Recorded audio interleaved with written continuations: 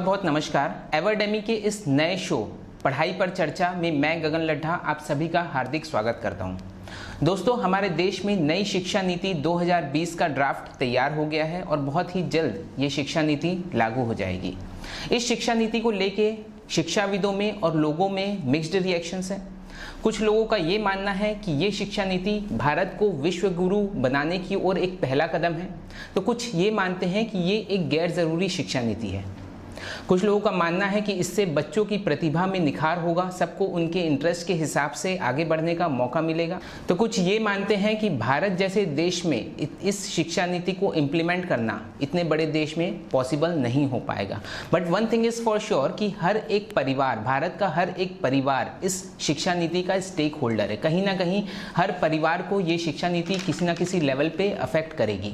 तो इसलिए ये ज़रूरी है कि इसके बारे में लोगों की जागरूकता बढ़े, अवेयरनेस बढ़े, क्योंकि कोई भी जब इतना बड़ा चेंज किसी भी देश में आता है और अगर उस चेंज के बारे में जानकारी, सफिशिएंट जानकारी उसके स्टेक होल्डर्स को नहीं होती है, जो उस चेंज से अफेक्ट होने वाले हैं उनको अगर ये जानकारी नहीं होती है, तो उसका फिर बहुत ही ज़्यादा रेजिस्टेंस उसको इम्प्लीमेंट करने में होता है। तो हमारी एवर्डेमी में यही कोशिश है इस शो के ज़रिए कि हम ज़्यादा से ज़्यादा इसको लेके अवेयरनेस फैलाएं। हमारे साथ हर शो में एक जाने माने शिक्षाविद से आप मिल सकेंगे और उनके व्यूज़ हम जानना चाहेंगे इस शिक्षा नीति पे। आज जो गेस्ट हमारे साथ हैं वो है गायत्री विद्यापीठ के प्रिंसिपल श्रीमती वत्सला जी अय्यर। ये राजनांदगांव के जाने माने शिक्षाविद हैं, इंटेलेक्चुअल हैं। पिछले 27 सालों से ये शिक्षा फील्ड से जुड़ी हुई हैं। ये अंडर ग्रेजुएट कॉलेज की प्रिंसिपल भी रही हुई है और अभी फ़िलहाल गायत्री विद्यापीठ की प्रिंसिपल है। पिछले 15 सालों से ये एज अ प्रिंसिपल सर्व कर रही है। एमफिल की पढ़ाई इन्होंने की हुई है, साथ ही एमएड इन्होंने किया हुआ है। तो हम आज इनसे इनके व्यूज़ जानेंगे इस नई शिक्षा नीति पर कि ये इस शिक्षा नीति को किस तरह से देखती हैं और स्कूल लेवल में इस शिक्षा नीति को किस तरह से इम्प्लीमेंटेशन किया जा सकता है। सबसे पहले तो मैम आपका बहुत बहुत स्वागत है हमारे इस शो में। और सबसे पहले हम आपको बधाई देना चाहेंगे जिस तरह से आप लोगों ने, प्रिंसिपल ने, एडमिनिस्ट्रेशन ने और टीचर्स ने मिल के कोरोना काल में भी लोगों की शिक्षा को अफेक्ट होने नहीं दिया। उसके लिए आप सब बधाई के बहुत पात्र हैं। आज हम बात करने वाले मैम नई शिक्षा नीति को लेके। इस नई शिक्षा नीति के बारे में हम कोशिश करेंगे इसके पर्पस को जानने की कि आखिर इसकी ज़रूरत क्यों पड़ी। तो सबसे पहले मैम आपसे हम जानना चाहेंगे बहुत ब्रीफ में पहले तो कि ये शिक्षा नीति आखिर है क्या और इसकी आखिर ज़रूरत क्यों पड़ी। जब ऑलरेडी हमारे पास शिक्षा नीति थी जो चल रही थी, तो इतने जो बहुत बड़ा चेंज, इसको कहा जा रहा है कि आज़ाद भारत के इतिहास का शिक्षा में सबसे बड़ा चेंज है, इसकी आखिर ज़रूरत क्या पड़ी। Thank you so much Gagan sir, आप मुझे इनवाइट किए हैं और थैंक यू टू एवर्डेमी जिन्होंने मुझे काबिल समझा इस इंटरव्यू के लिए। नई शिक्षा नीति, न्यू एजुकेशन पॉलिसी जिसे कहते हैं, नेशनल एजुकेशन पॉलिसी भी कहते हैं जैसे 2020, इसे बड़े सोच समझ के शिक्षाविदों ने, रिसर्च स्कॉलर्स ने बनाया है। और विगत 70 साल से जो हमारा एजुकेशन सिस्टम चल रहा है, पहले तो हम लोग ब्रिटिश के अंडर थे, तो ब्रिटिशर्स ने एक ऐसा हमारे शिक्षा नीति बनाया जिसे कहते हैं कि उनके अंडर में हम लोग काम कर सकते हैं, ऐसे क्लर्क्स प्रोड्यूस करना। तो उन्होंने ऐसा शिक्षा नीति बना के चले गए हैं जिसे थोड़ा थोड़ा रेक्टिफाई करते करते करते सन 2009 में एक बहुत बड़ा चेंज आया है जिसे कहते हैं right to education. That is universal education for all. हर बच्चे को एजुकेशन मिलना चाहिए, शिक्षा से वंचित नहीं करना चाहिए। तो एक 2009 में एक चेंज आया जी। फिर भी गवर्नमेंट को लगा कि हमारे बच्चों में जो नॉलेज पॉइंट ऑफ व्यू से, रिसर्च पॉइंट ऑफ व्यू से, डिस्कवरी पॉइंट ऑफ व्यू से थोड़े से कहीं लैगिंग है। क्योंकि हम लोग डेवलपिंग कंट्री से डेवलप्ड कंट्री बन गए हैं अभी। ठीक बात है। तो उसमें कहीं ना कहीं एजुकेशन के कारण हमारे बच्चे पीछे ना हो जाए, इसलिए ये जो नीति है न्यू एजुकेशन पॉलिसी, जिसमें काफ़ी अच्छे तरीके से उन्होंने बनाया गया है, एक यूनिट वाइज बनाया गया है इस नीति को, जिसमें SDG 4 जिसका मतलब है सस्टेनेबल डेवलपमेंट गोल्स 4, राइट, ये एक स्टार्ट होने वाला है। अच्छा, इसकी नीड क्यों हुई है? जी, क्योंकि वर्ल्ड में इतने चेंजेस हो रहे हैं, क्लाइमेटिक चेंजेस हो रहे हैं वर्ल्ड में, और जैसे अनस्किल्ड वर्कर्स को मशीन ने टेक ओवर कर लिया। राइट। आर्टिफिशियल इंटेलिजेंस आ गया है। सो इस दौर में कहीं हम लोग पीछे ना रह जाएं, कहीं इंडिया पीछे ना रह जाए। तो हमने अभी एक ऐसा मॉड्यूल तैयार किया है शिक्षा में, जिसमें not only social sciences, maths and sciences involve है, लैंग्वेज एक बहुत बड़ा रोल प्ले करने वाला है। उसके साथ में म्यूज़िक भी बच्चों को आना चाहिए, आर्ट एंड क्राफ्ट भी आना चाहिए, ह्यूमैनिटीज़ भी आना चाहिए। सबको एक इम्पॉर्टेंस देके yoga, fitness, everything put together अ मॉड्यूल्स तैयार किए हैं। एक मल्टी डिसिप्लिनरी बच्चा बनना, एक मल्टीटास्किंग बच्चा तैयार होके खड़ा होना है। सो ये एक मॉड्यूल बड़ा सुंदर मॉड्यूल बना है, जिससे कि सबको अपनाना चाहिए और बड़ी खुशी खुशी अपनाना चाहिए, क्योंकि this is a play way method. बच्चे को कोई हार्ड एंड फास्ट और एकदम बोझ लाद के बैग उठा के बच्चा आना है स्कूल में, ऐसा सिस्टम को ख़त्म करके कंटेंट बेस्ड एजुकेशन करने वाले हैं, ना कि रोट लर्निंग। जब अभी का एजुकेशन कैसा है, मेमोरी में बिठा दीजिए, राइट रट लीजिए उसके, और एग्जामिनेशन पॉइंट ऑफ व्यू में लिख लिया बच्चा, पिछले साल का भूल गया है, अगले साल फिर नया कुछ पढ़ रहा है। ठीक बात है। तो ये चीज़ें अभी नहीं चाहिए, अभी तो नॉलेज चाहिए बच्चों को। अभी जो है, जैसे एक अपन साइकिल सीखते हैं, साइकिल एक बार जिंदगी में सीख जाते हैं, फिर कभी भी उस साइकिल में हमको बिठा दे तो हम उसको चलाने लगते। ठीक बात है। That is same example I am giving this. ऐसे ही होता है अभी के शिक्षा नीति में होने वाला है कि एक बार बच्चा सीख गया तो जिंदगी भर उसके दिमाग में रहेगा। तो ये कैसा होगा? जी किताबों से सीखेगा तो किताबों में ही बन के रह जाएगा। ठीक बात है। वो सुनेगा, देखेगा, मगर जब तक करेगा नहीं, like hearing, listening and doing, experiential learning जिसे कहते हैं, जिसे हैंड्स ऑन लर्निंग कहते हैं, जैसे हैंड होल्डिंग कहते हैं, हाथ पकड़ के बच्चों को सिखाया जाता है, हाथ पकड़ के उसको बताया जाएगा कि ये कैसे होगा। सो ये एक्सपीरियंशियल लर्निंग से बच्चा सीखेगा तो लाइफ लॉन्ग कभी भूल ही नहीं सकता।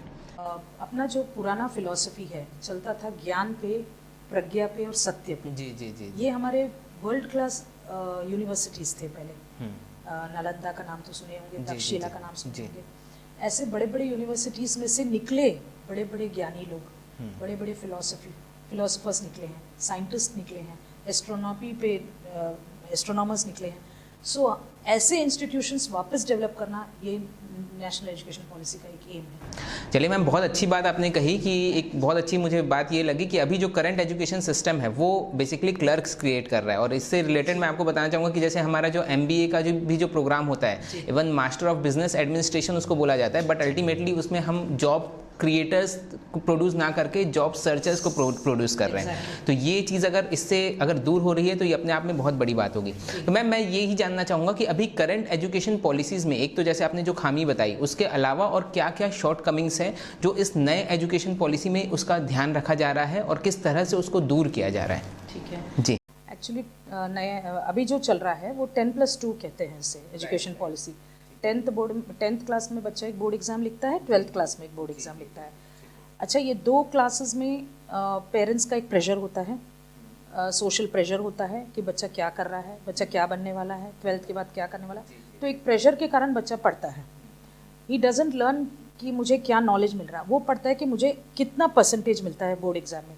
चाहे 90+ मिला तो बहुत अच्छा, 80+ मिला तो ठीक ठाक, ऐसा वाला एक ग्रेडिंग होता है बच्चों का। सो मुझे नहीं लगता है कि बच्चा उस समय क्या मेंटल स्टेटस में होता है और किस मेंटल स्टेटस में वो एग्ज़ाम लिख रहा है और क्या परसेंटेज आता है, इससे बच्चे का ओवरऑल पर्सनालिटी कभी माप नहीं सकते हैं। कभी we can not measure a child's personality जब तक कि उसका ज़िंदगी भर का, जैसे क्लास 1 से मान लीजिए आप उसको ग्रेड करना शुरू करते हैं, क्लास 1 to 12th में बच्चे ने क्या किया, इसमें उसको मेजर कर सकते हैं कि उसका पर्सनालिटी क्या है। शायद उस दिन वो बड़ा दुखी है, शायद उस दिन वो वहाँ जाके बैठ के 3 घंटों में वो आंसर उसको याद नहीं आ रहा, ऐसा भी हो सकता है। तो 60% में बैठ जाता है। We can not measure a child through examination. Examination point of view से कभी बच्चे को नहीं मापना चाहिए और हमको देखना चाहिए उसका ओवरऑल पर्सनैलिटी, वो क्या बच्चा सीखा है, या बच्चे में ड्राइंग में इंटरेस्ट है, या बच्चे में क्या चीज़ में इंटरेस्ट है। अभी थोड़े थोड़े पॉइंट, जैसे बीच में गवर्नमेंट ने CCE पैटर्न लाया था, तो CCE पैटर्न में हमने पर्सनालिटी बच्चे का देखा, बच्चे को काहे में इंटरेस्ट है। उसने एक ऐसा रिपोर्ट कार्ड तैयार किया था प्राइमरी लेवल में, जिसमें बच्चे का क्लास में कैसा बिहेव कर रहा, पीयर सर्कल में कैसा बिहेव कर रहा, और उसने उसका बैठना उठना खेलने में कैसा है, एक्टिव कितना है, जी जी जी, सबके साथ में मिल के रहता है कि नहीं, ये सब चीज़ें उसमें था, तो that was very good. Right. But फिर सडनली उसको भी ड्रॉप करके गवर्नमेंट एक्सपेरिमेंट्स करते रहते हैं। मेरा कहना है कि एजुकेशन पे बहुत ज़्यादा एक्सपेरिमेंट करने से हम लोग जो टीचर्स हैं, basically we teachers sometimes we get use to that system and suddenly वो सिस्टम चेंज हो जाता जी, है। जी, तो चेंज होने के बाद हम लोग को समझ में नहीं आता कि हम लोग किस एरिया पे जाएं। Right. कोई ट्रेडिशनल टीचर्स होते हैं जो ट्रेडिशन को पुल ऑफ नहीं करते हैं, वो ट्रेडिशन पे ही चलते हैं, black board and chalk and duster, without that they can not teach. हाँ हाँ हाँ, बट अभी जो एजुकेशन पॉलिसी है, we have to change our self, पूरा ट्रांसफॉर्म करना पड़ेगा, हमको पूरे चीज़ सीखना पड़ेगा एंड स्पेशली रीजनल लैंग्वेजेस पे ज़्यादा ध्यान देना पड़ेगा हमको। अच्छा। रीजनल लैंग्वेज के टीचर्स जो हैं राइट, उनको लेके आना पड़ेगा, जी, उनको जी, अपने रीजन के बारे में सिखाना पड़ेगा बच्चों को। They should be proud not only of the country but of the region also where they are born. कभी कभी ऐसा होता है ना, अरे छत्तीसगढ़, तो वो एक टैग लग जाता है कि हम छत्तीसगढ़ में पैदा हुए, क्यों नहीं हुए, हमारा बहुत वास्ट कल्चर है, जी, बहुत जी, अच्छा जी, ट्रेडिशन है, व्हाई नॉट, हमारे बच्चे खुश रहना चाहिए जी, हमारे। जी, so everything this 2020 policy is going to make it enjoyable, Right, बहुत अच्छा रहेगा। ये जो पुराना पॉलिसी भी कुछ हद तक ठीक है, मगर चेंजेस होना जरूरी है, बहुत ज़रूरी है। ठीक बात है मैम। इसकी थोड़ी सी हाइलाइट्स हम पॉइंट वाइज जानना चाहेंगे, क्योंकि इतना बड़ा एक अपसाइड डाउन चेंज हुआ है, तो मैं चाहूँगा आप थोड़ा सा पॉइंट वाइज उस चीज़ को बहुत सिंपल लैंग्वेज में, जिससे हमारे पेरेंट्स, हमारे स्टूडेंट्स उस चीज़ को समझ सके, क्योंकि हर कोई पूरी पॉलिसी पढ़ नहीं सकता। तो बहुत ईजी लैंग्वेज में अगर मैं हाईलाइट्स जानना चाहूँ कि old education policy versus new education policy, क्या क्या मेजर चेंजेस हैं? जी, जो पहला चेंज है, पिछला वाले में 10+2 था और अभी 5+3+3+4, मतलब 5 साल का पहला मॉड्यूल है, फिर 3, फिर और एक 3 साल, फिर 4 साल। सो ये मॉड्यूल को फॉलो करने के बीच में क्या क्या हो सकता है, वो ऐसा है कि प्रिपरेटरी लेवल है, जो फाउंडेशन लेवल है, फिर प्रिपरेटरी है, बच्चे को प्रिपेयर कर रहा है, उसके बाद एक मिडिल लेवल है, फिर सेकेंडरी लेवल है, ऐसे 4 लेवल पे चलेगा। फिर आता है कि वो बच्चा क्या लेना चाहेगा। तो 5th तक की तो नॉर्मल एजुकेशन है जो सबको फॉलो करना ही है। 6th onwards he can drive his passion, उसमें किस में इंटरेस्ट है, उस 6th में तो थोड़ा बहुत पता लग जाता है कि बच्चों में किस सब्जेक्ट में इंटरेस्ट है, तो उस सब्जेक्ट को हाईलाइट करके वो बच्चा उस पैशन को आगे बढ़ सकता है। देयर इज़ अ फ्लेक्सिबिलिटी कि बच्चा अपने चॉइस कर सकता है। There are lots of modules in which he can choose करके अपना एक स्किल ले लेगा और उस स्किल को डेवलप करते हुए वो यूनिवर्सिटी लेवल तक जाएगा। सो ये बहुत ही अच्छा सिस्टम है। और इसके बीच में लैंग्वेज, जो कि लैंग्वेज हमने उतना ध्यान नहीं दिया, क्योंकि हमको ऐसा लगा कि इंग्लिश पढ़ने से बच्चा मेरा सोसाइटी में स्टैंड हो जाएगा, नेशनली स्टैंड हो जाएगा, इंटरनेशनली स्टैंड हो जाएगा। मगर कहीं ना कहीं ये बीच के 10-20 सालों में देखा गया कि जहाँ बच्चे इंग्लिश मीडियम में पढ़ रहे हैं, दे सब रोट लर्नर्स बन गए हैं। इंटेलिजेंट तो हैं, but knowledge point of view से कंटेंट उनको बिना समझे वो लोग रटने वाले हैं। तो इससे क्या हो गया, वो ना रिसर्च कर पा रहे हैं, ना डिस्कवरी कर पा रहे हैं, ना वो उस लाइन पे जा रहे हैं। बहुत कम बच्चे रिसर्च लाइन में जाते हैं, PhDs देखे बहुत कम होने लग गए हैं।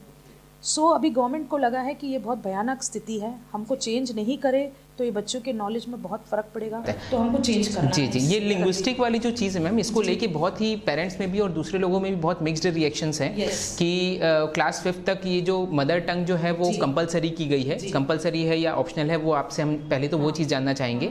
और दूसरी चीज़ कि भाई जब हम ग्लोबल जा रहे हैं, क्योंकि आज जब एक बच्चा रिसर्च के लिए जाता है तो उसको रिसर्च पेपर्स जो ऑल ओवर वर्ल्ड से उसको जो मिलते हैं वो एक ग्लोबल लैंग्वेज इंग्लिश में मिलते हैं। तो कहीं हम इसके थ्रू इंग्लिश को कहीं डीमोटिवेट तो नहीं कर रहे हैं, और रीजनल लैंग्वेज में करके इसका आखिर क्या इंपॉर्टेंस है, क्यों हम 5th तक रीजनल लैंग्वेज को इतना ज़्यादा प्रमोट कर रहे हैं? जब हम ग्लोबल जाने की बात कर रहे हैं तो क्यों नहीं जो करेंट सिस्टम में जो हम इंग्लिश मीडियम में जो बच्चे रहते हैं उनको इंग्लिश में ही हम पढ़ाना पसंद करते हैं, तो क्यों नहीं वो सिस्टम फॉलो करते हुए क्यों हम इसको रीजनल लैंग्वेज तक लेके आ रहे हैं क्लास 5th तक?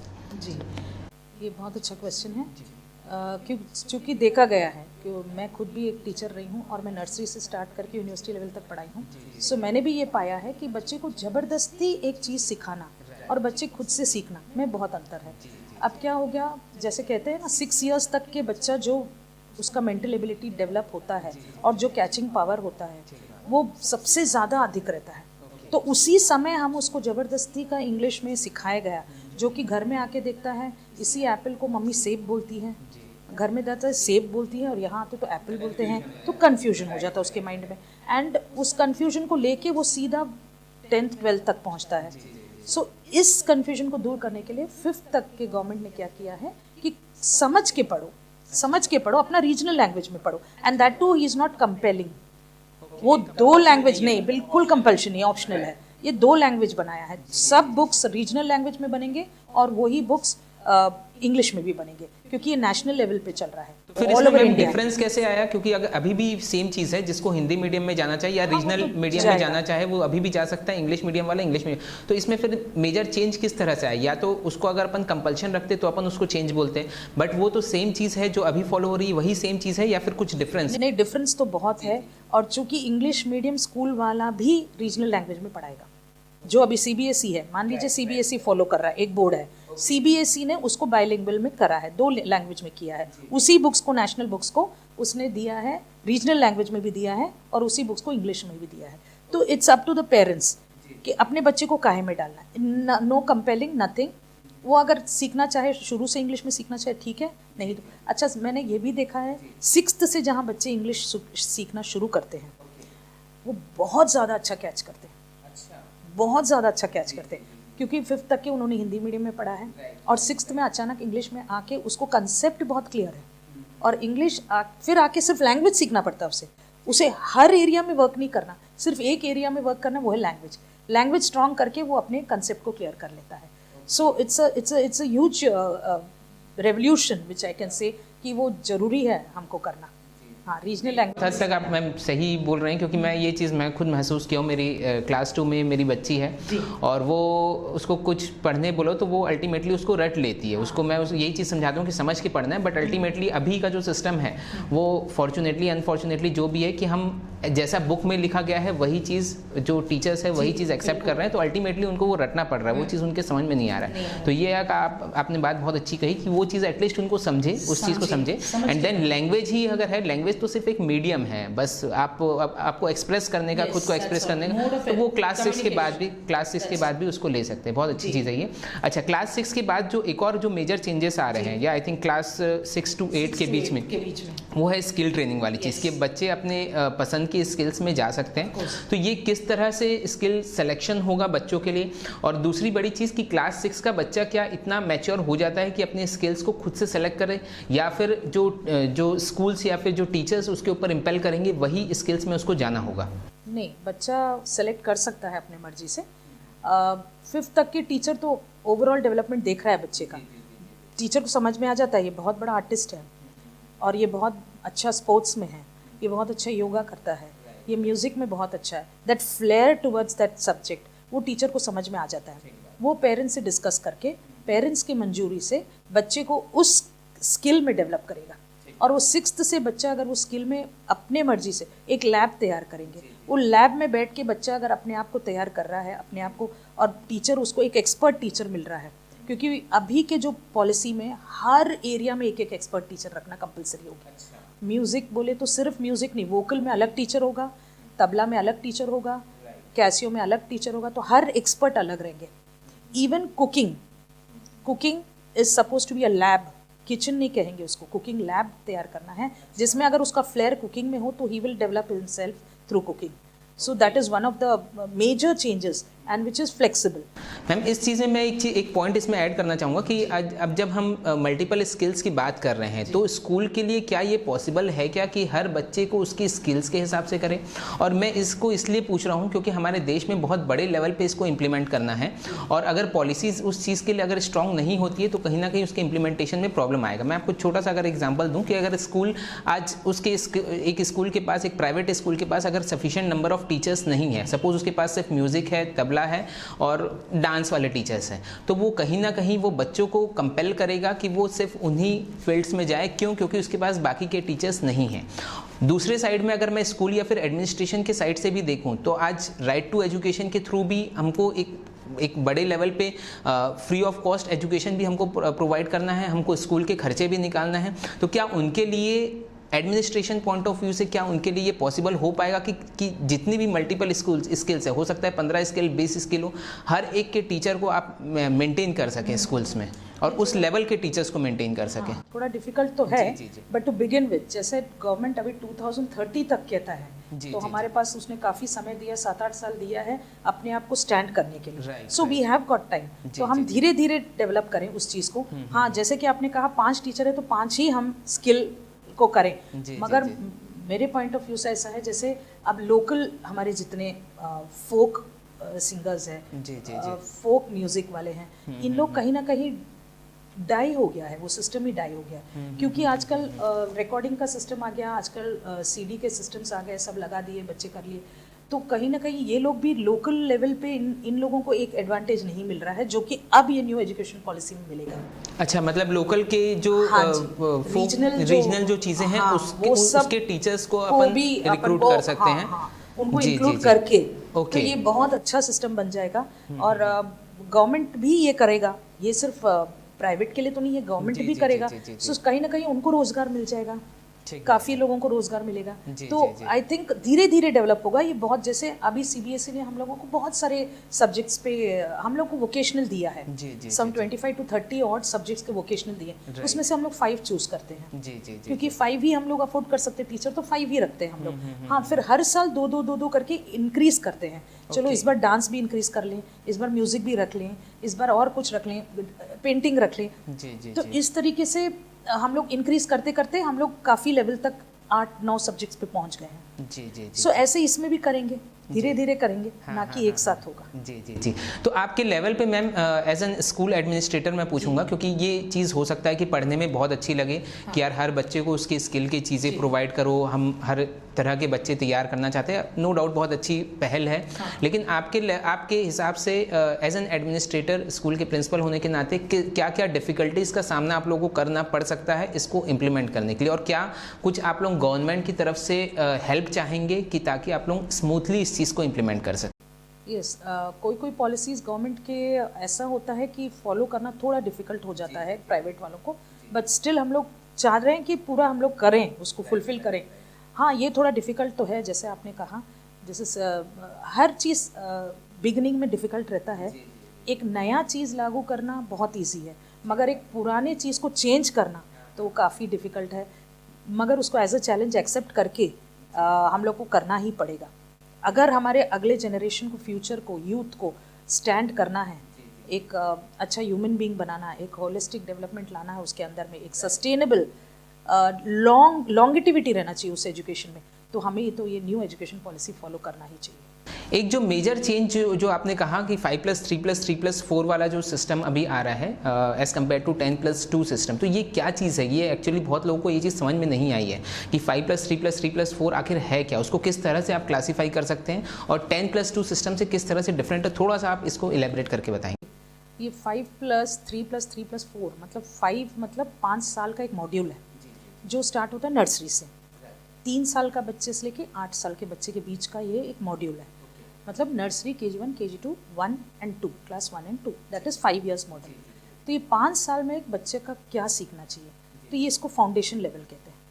फाउंडेशन लेवल में बच्चा क्या सीखे, तो नॉर्मली हम लोग क्या करते हैं, पहला दिन बच्चा आता है, बच्चे को पेंसिल पकड़ के ए सिखाना, उसका स्ट्रोक्स सिखाना, उसको slanting line, sleeping line, standing line, फिर स्क्रिबलिंग। सो ये स्टार्ट होता है हमारा। तो अब उसका कहना है कि नहीं, पहले कंड्यूसिव एनवायरनमेंट लगाओ, उसको एक इंफ्रास्ट्रक्चर तैयार करो जिसमें बच्चा ना कि रिकग्निशन पहले रिकग्नाइज स्टार्ट करें, फिर नंबर्स पे जाएं, फिर कलर्स पे जाएं, शेप्स पे जाएं, स्टोरी टेलिंग पे उसको करें, और फिर उसको पपेट्री समझाएं, उसको योगा तो क्लास 2 के बाद ही होगा, फिर छोटे छोटे एक्सरसाइजेस करवाएं, फिर उसको म्यूज़िक पे का फ्लेयर है कि नहीं, डांस का फ्लेयर है कि नहीं, मतलब उसको एन्जॉय कराएं, प्लेवे मेथड से स्टार्ट करें। उसको पेंसिल पकड़ के उसका मसल डेवलप ही नहीं होता है तब तक के मोटर स्किल्स डेवलप नहीं होते। सो ये सब डेवलप होने में उसको 2 साल और लग जाते हैं। दैट मीन्स नर्सरी में तो बिल्कुल पेंसिल पकड़ाना ही नहीं। हाँ, बिल्कुल नहीं पकड़ाना। क्लास 2 तक के तो होमवर्क नहीं देना बच्चों को। ये 5 years में ऐसा मॉड्यूल तैयार है कि ये बच्चा धीरे धीरे धीरे अपने आप को डेवलप तो ये नया मॉड्यूल है जो है वो नर्सरी से स्टार्ट हो रहा है, जैसे आपने नर्सरी टू कहा, क्लास और जो 2। पुराना 10+2 हम बोलते हैं वो क्लास 1 से स्टार्ट होता था। तो मतलब नर्सरी KG1 KG2 के लिए अभी तक कोई मॉड्यूल तैयार नहीं था, सब अपने अपने हिसाब से सिखाते थे कि बच्चा क्लास 1 में आने तक ही ये सब सीख के आना चाहिए। जी जी तो जी अभी जी नर्सरी से module, even not even nursery, मैंने कहा ना 0 to 3 का एक मॉड्यूल है जिसमें पेरेंट्स और आंगनवाड़ी को दे दिए हैं। आंगनवाड़ी में बच्चे जाएंगे जो बच्चे गांव में रहते हैं, उनके ऊपर ज़्यादा कंसंट्रेट कर रहे हैं गवर्नमेंट, तो वो बच्चे भी जाके क्या सीखेंगे और पेरेंट्स घर में क्या सिखाएंगे 0 to 3 में। सो 3 के बाद बच्चा जब स्कूल आया तो वो खेल खेल में पीयर सर्कल से कैसे बिहेव करना, सिंपैथी, उनको केयरिंग, लविंग, अफेक्शन, ये सब सिखा के, और पेरेंट जो टीचर है उस फुल फ्लेजेड पूरा ट्रेंड होके टीचर आएगा। जो ये प्री प्राइमरी के टीचर्स होते हैं वो सबसे ज़्यादा इंपॉर्टेंट होते हैं एक स्कूल एजुकेशन में। सो वो लोग पूरे ट्रेंड होके आएंगे और फिर उसमें वो लोग बच्चे को सिखाएंगे। देन आफ्टर क्लास 2 वो लिखना पढ़ना इतना लिटरेसी आ जाना चाहिए उस बच्चे को, नंबर्स जैसे रीडिंग हल्का फुल्का और नंबर्स आ जाना चाहिए। फिर when he goes to class 3, 4, 5, ये एक मॉड्यूल है 3 साल का, जिसमें वो अच्छे से reading, addition, subtraction and certain subjects will be increased, उसमें थोड़ा सा एनवायरमेंटल साइंस ये सब इंक्रीज होगा। देन 5th के बाद होता है 6th, 7th, 8th जो कि सबसे मेजर पोर्शन है। 6th, 7th, 8th में तभी स्किल्स इंट्रोड्यूस होगा, 3 लैंग्वेज फार्मूला इंट्रोड्यूस होगा। अब तक के बच्चा रीडिंग सीख लिया, अब तक के बच्चा मैथ्स सीख लिया और उसने एनवायरनमेंट के बारे में, अब आएगा उसका स्किल ट्रेनिंग, अब आएगा 3 लैंग्वेज फार्मूला। सो 6th, 7th, 8th में एक स्किल, वो 3 years का होगा कोर्स। उसके बाद जब 9th जाएगा, सो 9th में वो फर्दर स्टडीज है, सेकेंडरी लेवल कहलाता है। सेकेंडरी लेवल में जो ये सब्जेक्ट्स है सब डीपर जाते जाते वहाँ पूरा हाई लेवल का कोर्सेज पढ़ेगा। और उधर 10th बोर्ड एग्ज़ाम नहीं रहेगा, सीधा 12th में एक बोर्ड एग्ज़ाम होगा जो कि सेमेस्टर सिस्टम। जरूरी नहीं है कि एक बार बच्चा बोर्ड एग्ज़ाम दे और वो ठीक से नहीं किया तो 2 सेमेस्टर में बोर्ड एग्ज़ाम होगा। ओके, मतलब अभी जो 10th और 12th 2 बार बोर्ड एग्जाम होता है, और कई बोर्ड में जैसे CG बोर्ड में आई थिंक 5th 8th भी पहले रहते थे, होता था, तो वो सारी चीज़ हटके सिर्फ और सिर्फ 12th में रहेगा। राइट। ओके, ये 5+3+3+4 मॉड्यूल है जिसमें आई थिंक ज़्यादा एंजॉयबल है रादर देन 10+2। जी, नेक्स्ट हम ये जानना चाहेंगे मैम आपसे कि आप पेरेंट्स को, स्टूडेंट्स को, टीचर्स को क्या इसमें मैसेज आप देना चाहेंगे इस न्यू एजुकेशन पॉलिसी को लेके, क्योंकि कोई भी जब नया चेंज आता है वो एक तरह से उसके स्टेक होल्डर्स, जैसा मैंने बताया कि उनको रेजिस्टेंस वो रहता ही है। तो क्योंकि अब हम इतने साल से conventional way of education system में रहे हैं, तो उसको चेंज करना एक प्रॉपर माइंडसेट के लिए कितना डिफिकल्ट होगा और किस तरह से सबको मिलके आगे आना चाहिए इस चीज़ को करने के लिए, ये आप पेरेंट्स को स्पेशली क्या मैसेज देना चाहेंगे? बिल्कुल, मैं कहना चाहूँगी कि जो करंट पॉलिसी चल रहा है, एजुकेशन पॉलिसी, जिसमें बच्चा पास या फेल ऐसा 2 चीज़ होता है जो कि कभी नहीं होना चाहिए। बच्चा आइदर बच्चा पास हो या बच्चा उस कोर्स को इनकम्प्लीट किया हो। फेल वर्ड से बच्चा क्या हो जाता है, ज़िंदगी भर के लिए फेल हो जाता है, तो उसे वो फेल का डब्बा लग जाता है। सो ये सब न्यू एजुकेशन पॉलिसी में कैसा है, आपको ये कोर्स कंप्लीट करना है, उतना कोर्स कंप्लीट करो, किए तो आपको मिलेगा सर्टिफिकेट, डिप्लोमा या डिग्री, नहीं किए तो आपको इनकम्प्लीट का एक सर्टिफिकेट मिलेगा, आई लिखा हुआ मिलेगा, ना कि फेल लिखा हुआ मिलेगा। So there is a vast difference. तो पेरेंट्स को मैं यही कहना चाहूँगी कि आप लोग पीछे नहीं हटेंगे, आप लोग बिल्कुल उसके आगे बढ़ के उसको अडेप्ट करेंगे, बच्चों को भी अडेप्ट करना सिखाएंगे, और आप देखेंगे क्या चेंज होता है आपके बच्चों में। बहुत चेंजेस आएंगे, वो बच्चे खुशी खुशी स्कूल जाएंगे, एन्जॉय करेंगे लर्निंग को, जो कि अभी काफ़ी बोझ समझते हैं। बैग भी काफ़ी हैवी है, 10 किलो 5 किलो का बैग उठा के ला रहे, वो सब खत्म हो जाएगा। बच्चा खुशी खुशी बोलेगा मम्मी एक भी दिन छुट्टी नहीं लेगा, घर में नहीं बैठेगा, वो आएगा। एक एग्जाम्पल मैं आपको देना चाहूँगी गगन सर, मेरे स्कूल का बच्चा है, वो बच्चा 10th पास हो गया, मे बी 75% लाया है वो, और 11th में है अभी। 11th में ही हैज़ टेकन कॉमर्स, और कॉमर्स लिया ज़रूर है मगर उसको कॉमर्स में लाइकिंग नहीं है। वो बच्चा कई गुना आगे बढ़ गया है, वो बच्चा सॉफ्टवेयर डेवलप कर रहा है, कंप्यूटर का मास्टर है, एंड उसका एज हार्डली 17 ईयर्स है। 17 ईयर्स का बच्चा आज कंप्यूटर मास्टर है, फॉरेन इंटरनेशनल लेवल पे सॉफ्टवेयर डेवलप करके बेचता है, उसका अपना खुद का कंपनी है, उसने वर्कर्स रखे हैं, 6-8 लोगों को रखा है और वो काम कर रहा है, दिन रात काम करता है। उसे नाइट में भी, क्योंकि उसके क्लाइंट्स फॉरेन के हैं तो नाइट में ज़्यादा काम करता है। और ये बच्चे के पेरेंट्स मेरे पास आए, कहे कि बच्चे का कुछ हो गया मैडम। मैंने कहा क्या हो गया? तो कहते ये नॉर्मल बच्चा नहीं है मेरा। तो मैंने कहा क्यों, क्या हो गया, पढ़ नहीं रहा है क्या? हमारा तो दिमाग वहीं जाएगा कि पढ़ाई नहीं कर रहा है। तो नहीं मैडम, पढ़ाई की बात नहीं, वो कुछ अलग ही टाइप का पढ़ाई कर रहा है। मैंने क्या कर रहा है भाई साहब? तो उन्होंने कहा मैडम ये तो सॉफ्टवेयर बनाता है, ये तो फॉरेन क्लाइंट्स को भेजता है। मैंने कहा ये आपका बच्चा नॉर्मल, वो तो नॉर्मल से कई गुना ऊपर है आपका बच्चा। आपका बच्चा बहुत इंटेलिजेंट है, बहुत नॉलेजेबल है, तो वो 11th नहीं पढ़ा तो भी कोई ज़्यादा फ़र्क नहीं पड़ेगा। नहीं मैडम, मेरा बच्चा 10वीं पास कहलाएगा। पेरेंट का कहना मेरा बच्चा 10वीं पास कहलाएगा, इसके हाथ में डिग्री नहीं है। डिग्री नहीं है तो मैं समाज में क्या बोलूँ लोगों को? 10वीं पास है मेरा बेटा। तो ये है आजकल का new education policy which the parent is not ready to accept कि मेरा बच्चा इतना इंटेलिजेंट है, सॉफ्टवेयर बनाता है, वो तो कंपनी चलाता है, ही स्टार्टेड अर्निंग लैक्स में, कमा रहा है बैठ के, मगर वो अभी 11th का एग्जाम देने वाला है। बट वो 10th पास कहलाएगा, उस चीज़ का दुख है। इसीलिए दुख है उनको कि जी, वो जी, 11th जी, में जी, पढ़ जी। लीजिए मैडम, कुछ ना कुछ ग्रेजुएशन कर लेगा तो मेरा बेटा ग्रेजुएट कहलाएगा। तो उसने अपने पैशन को फॉलो किया, वो बच्चे ने। ये जगह पहुंचने के लिए वो 4-5 साल पहले से मेहनत कर रहा है और अभी ये जगह पहुंच गया 17 साल में, तो मतलब 14 साल में लगा होगा, 13-14 साल में। सो ऐसे बच्चे के लिए ये न्यू एजुकेशन पॉलिसी एक वरदान है, जो कि वो छोटेपन से अपने पैशन को फॉलो करेगा और वो आगे चल के कंप्यूटर्स ही करेगा। बस उसको ये सब सोशल साइंस पढ़ना, ह्यूमैनिटीज़ पढ़ना, लैंग्वेज पढ़ने की कोई ज़रूरत नहीं है, वो सिर्फ एक ही चीज़ को लेके आगे बढ़ेगा। So this is the vast difference which is. एक फेमस साइंटिस्ट ने भी ये चीज़ कही है मैम कि आप फिश को उसके ट्री क्लाइंब करने की एबिलिटी से आप नहीं पहचान सकते। अभी के करंट सिस्टम में अल्टीमेटली हो क्या रहा है कि that if you are having good grade then you are intelligent, वो जबकि इंटेलिजेंस नहीं कहलाती है, वो कहीं ना कहीं सिर्फ मेमोरी से, आज का जो एजुकेशन सिस्टम है सिर्फ और सिर्फ मेमोरी बेस्ड रह गया है कि आप पढ़ लीजिए, उस चीज़ को आप अपनी एग्जाम में लिख लीजिए, then you are pass, otherwise you are fail. तो ये एक बहुत बड़ी खामी है, आपने बिल्कुल सही कहा, जो कि होपफुली ये चीज़ आने वाले समय में दूर होगी। अब ये देखने वाली बात है कि इसको किस तरह से हम इम्प्लीमेंट करते हैं, क्योंकि बोलने में चीज़ें हो सकता है बहुत अच्छी लग रही हो, बहुत लग्जूरियस लग रही हो कि भाई हर कोई अपना अपना पैशन फॉलो करेगा, बट वो किस तरह से इम्प्लीमेंटेशन पे आता है वो एक देखने वाली बात होगी। तो ये हम आगे के एपिसोड्स में भी डिस्कस करेंगे। हम आपका बहुत बहुत धन्यवाद करते हैं, आपने अपने बिजी शेड्यूल से समय निकाल के हमारे पास आए इस इंटरव्यू के लिए, और हम चाहेंगे कि आने वाले समय में और भी इसमें हम चर्चा करेंगे। तो आपको जब भी टाइम हो बिल्कुल हम चाहेंगे कि आप फिर से आए और फिर से इस डिस्कशन में पार्टिसिपेट करें। आप लोगों को अगर ये वीडियो पसंद आया हो तो इसको लाइक ज़रूर करिएगा और चैनल को सब्सक्राइब ज़रूर करिएगा। आने वाले समय में भी हम इस तरह के बहुत से इंटरव्यूज़ शिक्षाविदों के लेके आएंगे। आपके कोई सवाल है तो आप कमेंट बॉक्स में भी डाल सकते हैं, जिसको हम कोशिश करेंगे कि आने वाले समय में उसे भी कवर कर सकें।